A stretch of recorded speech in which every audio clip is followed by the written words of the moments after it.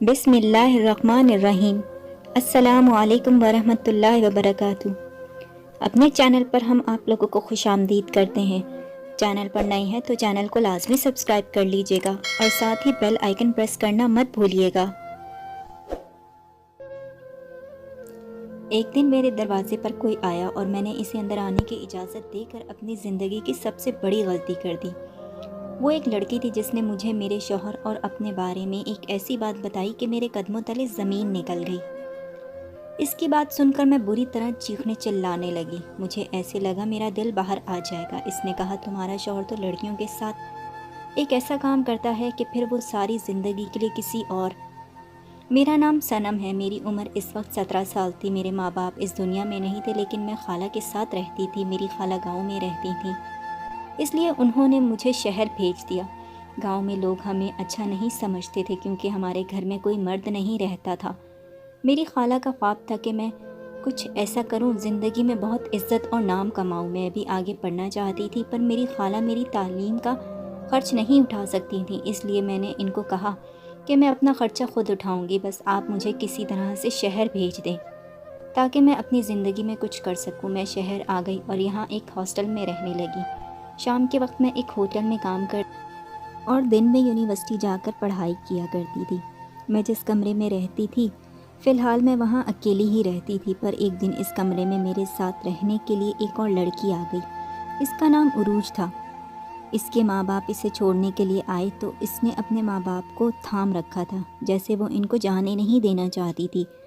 वो इनसे इस तरह से बात कर रहे थे जैसे वो कोई 10 साला बच्ची हो जो पहली दफ़ा स्कूल आई हो। इसी तसल्ली दे रहे थे कि हम हैं ना, कोई बात नहीं, तुम खुद ही तो पढ़ना चाहती थी, थोड़ी सी हिम्मत करनी होगी। अगर तुम सबके साथ अच्छे तरीके से पेश आओगी तो सब तुम्हारे साथ भी अच्छे तरीके से पेश आएंगे।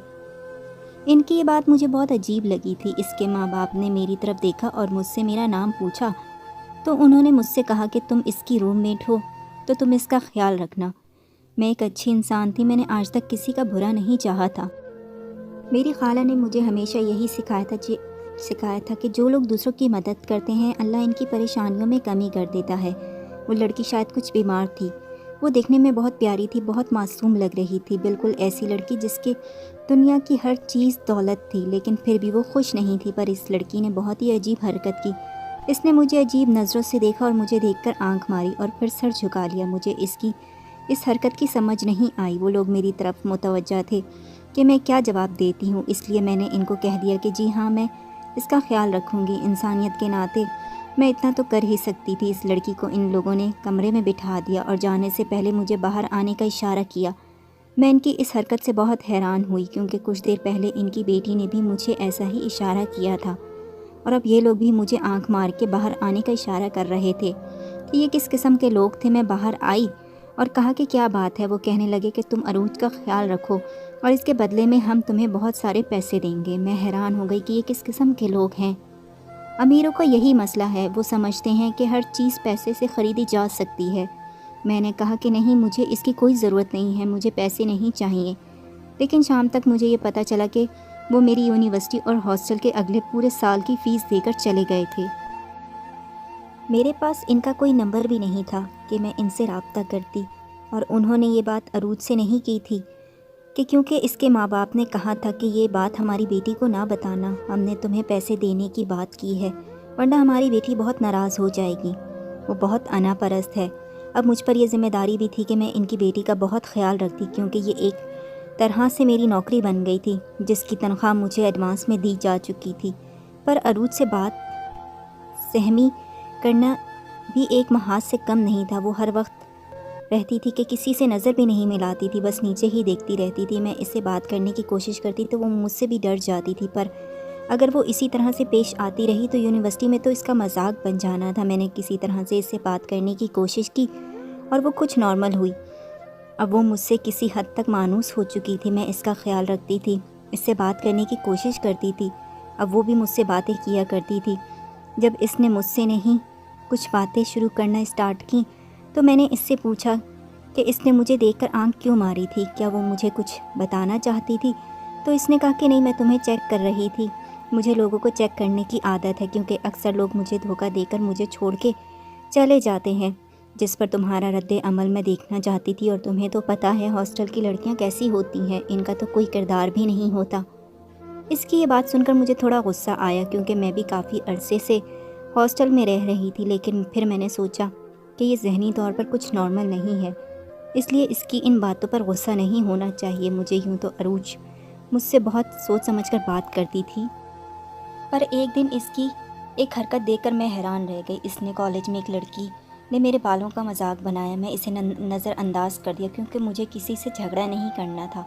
पर अरूज रुककर इस लड़की को घूरने लगी और इसको ऐसे गौर घूर रही थी जैसे इसे खा जाएगी। मैंने अरूज का हाथ पकड़ा और इसे कहा कि चलो यहाँ से, तो वो जाते जाते भी इस लड़की को घूर रही थी। हैरान मैं तब हुई जब 2 दिन के बाद वो लड़की यूनिवर्सिटी आई। इसके माथे पर एक ज़ख़म का निशान था, बहुत गहरा ज़ख़म था, जैसे किसी ने इससे भारी चीज़ से मुंह पर मारा हो। मैंने इसे दूर से देखा तो वो मेरी तरफ नहीं देख रही थी और अरूज की तरफ ऐसे देख रही थी जैसे इससे डर रही हो। मैं मौका देखकर इस लड़की के पास गई और पूछा, तुम्हारे साथ ऐसा क्या हुआ है? तो वो ऐसी डर गई जैसे मैंने इसको मारने की बात कर दी हो। वो वहाँ से बाहर चली गई। मैं हैरान थी कि ये मुझसे क्यों डर रही थी, क्योंकि कल तक तो ये सबके सामने मेरा मजाक बना रही थी और आज मुझसे डर रही है। जबकि मैंने कहा तो कुछ भी नहीं था इसको। मैं और अरूज साथ थे, खुश थे, ढेर सारी बातें करते थे और दिन भर साथ रहते थे। ये सिलसिला यूं ही चलने लगा। मेरी और इसकी दोस्ती बहुत गहरी हो गई थी। इसके माँ बाप भी जब इससे मिलने आते तो वो बहुत खुश और मुतमईन लगते थे और जाते हुए मेरे पर्स में हज़ारों रुपए डालकर चले जाते थे। इसके अलावा मेरे लिए वो बहुत से तोहफे भी लाते थे, कपड़े, जूते। उन्होंने मुझे किसी चीज़ की कमी नहीं होने दी थी। वक्त गुजरने के साथ साथ मुझे यूनिवर्सिटी का एक इमरान नामी लड़का पसंद आ गया और वो भी मुझे पसंद करता था। हम में दोस्ती हो गई क्योंकि हमारे ख्यालात भी मिलते थे और हालात भी। इसकी भी फैमिली नहीं थी और वो भी अपनी पढ़ाई का खर्च खुद उठा रहा था। हम लोगों में कमिटमेंट हो गई थी और हमने तय कर लिया था कि हम एक दूसरे से शादी करेंगे। और मैंने नोट किया था कि अरूज इस बात से खुश नहीं थी, जैसे वो किसी के साथ भी मुझे बांटना नहीं चाहती थी। पर यह एक फितरी अमल था क्योंकि मैं इसकी पहली और अच्छी दोस्त थी। पर मुझे इसकी हरकतें बहुत मशकूक लगने लगी थी। वो कभी तैयार नहीं हुआ करती थी। जब से इमरान हमारे साथ साथ रहने लगा था वो खुद तैयार हो जाती थी। एक दिन तो मैंने इसे कुछ ऐसा करते हुए देखा कि मेरे कदमों तले ज़मीन निकल गई थी। वो इमरान के बहुत करीब खड़ी थी, इसकी आंखों में देख रही थी और हंस हंस कर इससे बातें कर रही थी, जबकि इमरान दूर से ही कुछ घबराया हुआ लग रहा था।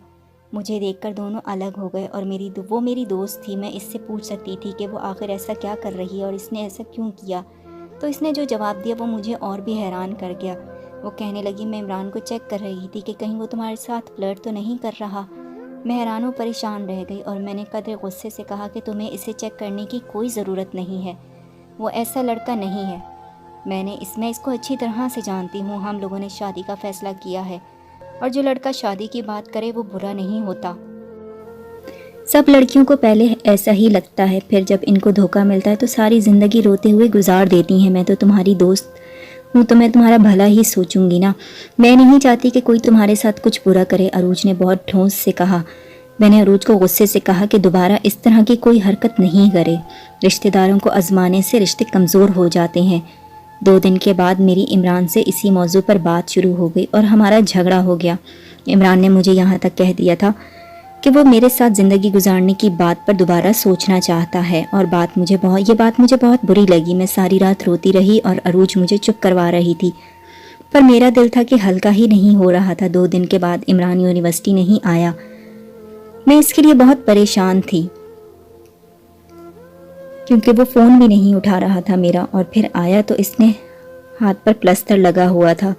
मैं इससे देखकर हैरान रह गई और इसकी तरफ बढ़ी और पूछा कि क्या हुआ है, तो कहने लगा मेरा एक्सीडेंट हो गया था। इमरान मुझसे कुछ परेशान लग रहा था, मुझे नज़रअंदाज कर रहा था, जैसे मुझसे बात नहीं करना चाहता। कुछ दिन इसने मेरे साथ यही रवैया रखा, लेकिन फिर हमारी फ़ोन पर बात हुई और हम नॉर्मल हो गए। पर इस दिन के बाद से मुझे इमरान कुछ अजीब लग रहा था, जैसे वो मुझसे कुछ कहना चाहता था पर कह नहीं पाता था। पर वो इतना कहता था कि अरूज से दूर हो रहो, वो अच्छी लड़की नहीं है। मुझे लगता था कि शायद वो इसी बात पर अभी तक खफा है कि अरूज ने इसका इम्तिहान लिया। एक दिन मेरी एक दोस्त ने मुझसे कहा कि इसने यूनिवर्सिटी के पास एक छोटा सा घर ले लिया है जिसमें 3 लड़कियां और भी रहती हैं। एक लड़की की जगह खाली है क्योंकि हॉस्टल में ना तो कोई आराम से रह सकता है اور کھانا بھی اچھا نہیں ملتا، اس لیے انہوں نے الگ سے ایک کرائے پر گھر لے لیا ہے۔ یونیورسٹی میں ہمارا آخری سال تھا، انہوں نے مجھے آفر کی کہ تم بھی ہمارے ساتھ رہنے کے لیے آؤ۔ میں تو پہلے ہی ہاسٹل کے نظام سے تنگ تھی، کیونکہ مجھے عمران سے ملنے میں بھی بہت مشکل کا سامنا کرنا پڑتا تھا۔ میں نے فوراً حامی بھر لی اور اپنا سامان پیک کرنے لگی۔ عروج نے مجھ سے پوچھا کہ میں کہاں جا رہی ہوں، تو میں نے کہا کہ میں لڑکیوں کے ساتھ رہنے کے لیے جا رہی ہوں۔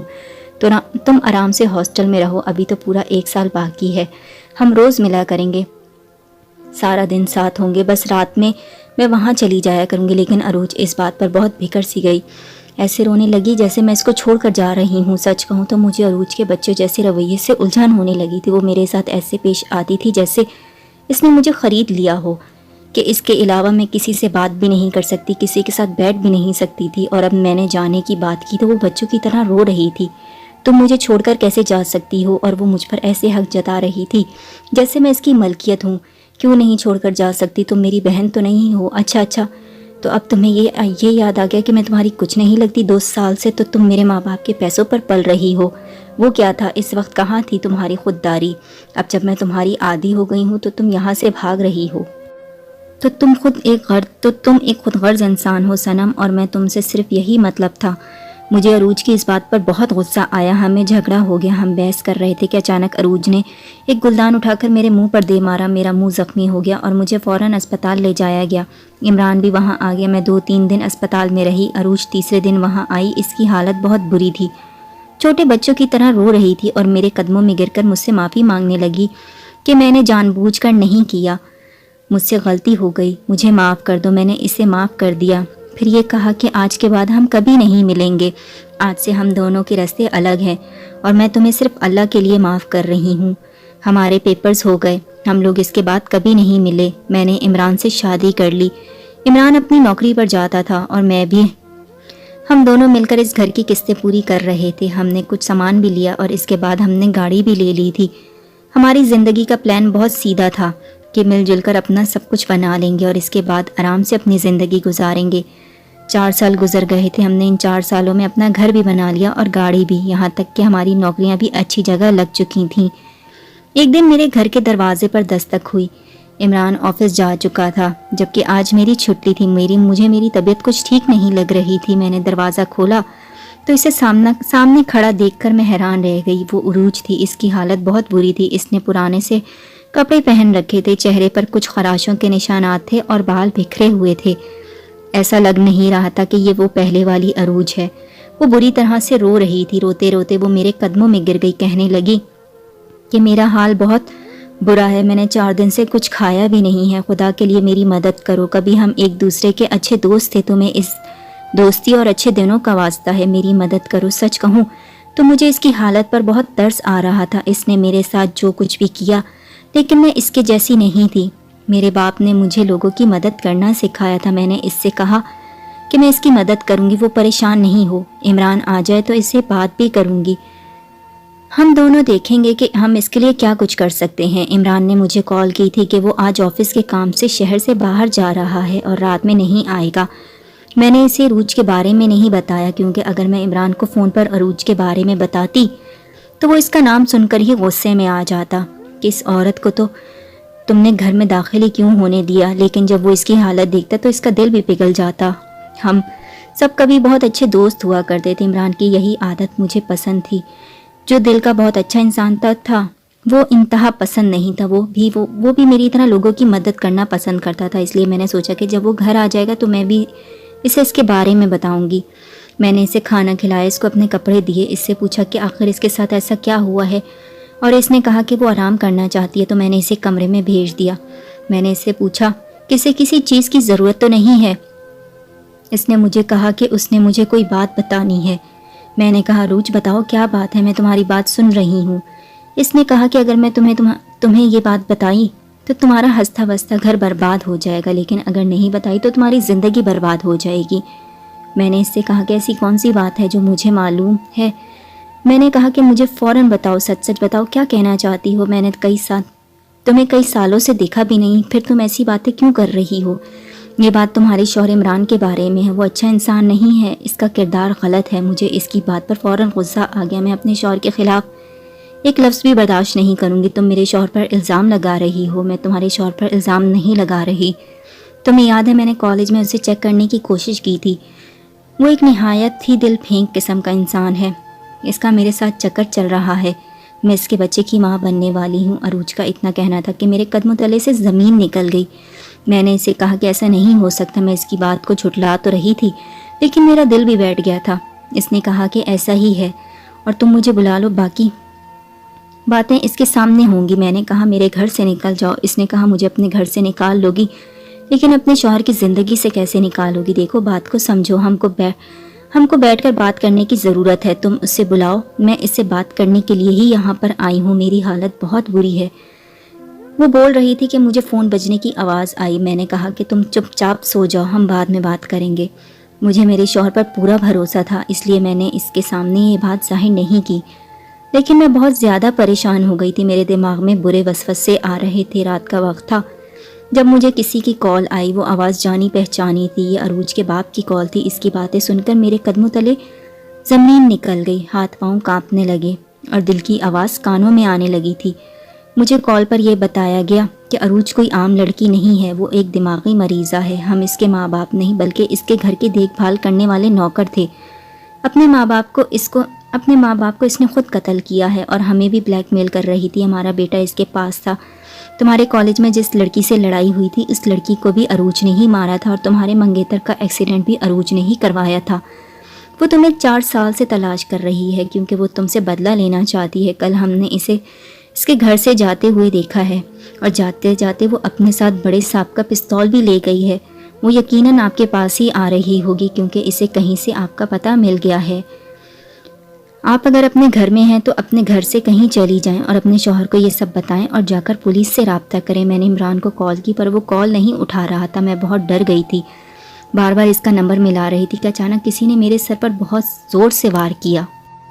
مجھے یاد نہیں کہ میں کہاں تھی۔ جب میری آنکھ کھلی تو صبح ہو رہی تھی اور میں ایک کرسی پر رسی سے بندھی ہوئی تھی۔ عروج میرے سامنے کھڑی تھی۔ اس کی حالت کسی پاگل جیسی لگ رہی تھی۔ اس نے اپنے سارے گناہ قبول کیے اور ہاں میں نے یہ سب کچھ کیا ہے، پر میں نے وہ سب کچھ تمہارے لیے کیا تھا اور تم نے مجھے دھوکہ دیا۔ میں تمہارے لیے سب کچھ کیا، تمہیں اپنی بہن سمجھا اور تم نے بدلے میں میرے ساتھ کیا کیا؟ مجھے چھوڑ کر اس لڑکے کے ساتھ چلی گئی، اپنی زندگی بسا لی۔ یہ بھی نہیں سوچا کہ میرا کیا ہوگا۔ میں بہت ڈری ہوئی تھی۔ وہ ایک خونی تھی، وہ میرے ساتھ کچھ بھی کر سکتی تھی۔ عمران بھی گھر سے باہر تھا اور میں کچھ بھی نہیں کر سکتی تھی۔ عروج نے مجھ سے کہا کہ میں تمہیں اپنی اچھی دوست سمجھتی تھی پر تم نے میری دوستی کے قابل نہیں تھی۔ اس نے پستول کا رخ میری طرف کیا اور میں نے دعائیں کرنا شروع کر دیں کہ اللہ مجھے بچا لے۔ قریب تھا کہ عروج گولی چلا دیتی کہ موبائل بجے۔ اس نے موبائل اسپیکر پر کیا تو دوسری طرف میری ڈاکٹر تھی، اس کے پاس میں نے 2-3 دن پہلے چیک اپ کے لیے گئی تھی۔ وہ مجھ سے خوشی سے بتا رہی تھی کہ میں امید سے ہوں، پر میں نے کوئی جواب نہیں دیا تو اس نے کال بند کر دی کہ شاید آواز نہیں آ رہی۔ میں پھوٹ پھوٹ کر رونے لگی۔ مجھے اتنی بڑی خوشی ملی تھی پر شاید میری زندگی جانے والی تھی۔ قریب تھا کہ عروج گولی چلا دیتی کہ عمران آ گیا اور اس نے عروج کا ہاتھ عمران کو چوٹ لگے لیکن اس نے اس کو روک لیا۔ کچھ دیر بعد وہاں پولیس بھی آ گئی اور عروج کو انہوں نے پکڑ لیا اور پولیس نے بتایا کہ یہ ایک خطرناک مجرم ہے جس کے نام سے ہمارے پاس پہلے ہی بہت سی رپورٹ درج ہوئی ہیں۔ اس کا نام عروج نہیں ہے اور اس کی اصل کہانی کوئی نہیں جانتا۔ یہ کہاں سے آئی ہے؟ جس بنگلے میں یہ رہتی تھی اس بنگلے کے مالکوں کو بھی اسی نے مارا تھا۔ پولیس عروج کو وہاں سے لے جانے لگی تو وہ چھوٹے بچے کی طرح رو رہی تھی اور روتے روتے اس نے میری طرف ہاتھ بڑھایا کہ سنم پلیز مجھے بچا لو، کیا میں تمہاری اچھی دوست نہیں تھی؟ میں نے اس کی آنکھوں میں دیکھا اور کہا کہ تم کبھی بھی کسی کی اچھی دوست نہیں ہو سکتی۔ عروج کو یہ سن کر جیسے اتنا صدمہ لگا وہ بالکل ساکت ہو گئی۔ پولیس والے اسے وہاں سے لے گئے اور اس نے کوئی مزاحمت بھی نہیں کی۔ میں نے اللہ کا شکر ادا کیا اور اس واقعے کو بھولنے کی کوشش کی۔ وہ کون تھی؟ اس کے ماں باپ کون تھے؟ وہ کیوں اس مقام پر پہنچی کہ ایک مجرم بن گئی؟